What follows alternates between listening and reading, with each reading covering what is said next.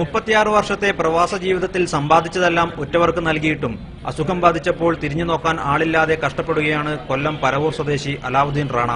പ്രമേഹബാധിതനായി വിരലുകൾ മുറിക്കപ്പെട്ട് Kozhikode medical college ആശുപത്രിയിൽ കഴിയുമ്പോഴും ജീവിത സമ്പാദ്യമെല്ലാം നൽകി വളർത്തിയ മക്കളും ഭാര്യയും കൂടെയില്ലാത്തതിന്റെ വേദനിപ്പിക്കുന്ന കഥയാണ് റാണയ്ക്ക് പറയാനുള്ളത്.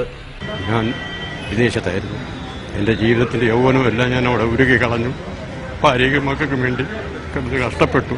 മഞ്ഞത്തും മഴയത്തും വെയിലത്തും കഷ്ടപ്പെട്ട് ഉണ്ടാക്കാവുന്നതെല്ലാം ഉണ്ടാക്കി അവരുടെ സൗകര്യത്തിന് വേണ്ടി കൊടുത്തു. ഒരു മകനെ MBBS വേണ്ടി കർണാടകത്തിൽ ചേർത്ത് 10-40 ലക്ഷം രൂപ അങ്ങനെ പോയി. ഒരു മകളെ BA LLB LLM വരെ പഠിപ്പിച്ചു. 1974 UAE-യിൽ നഴ്സായിട്ടാണ് റാണ പ്രവാസ ജീവിതം തുടങ്ങിയത്.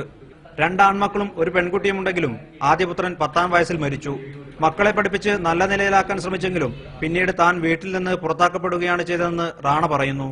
പിന്നീട് പലപ്പോഴായി അവരുമായി ബന്ധപ്പെടാൻ ശ്രമിച്ചപ്പോൾ ഒഴിഞ്ഞു മാറുകയായിരുന്നു.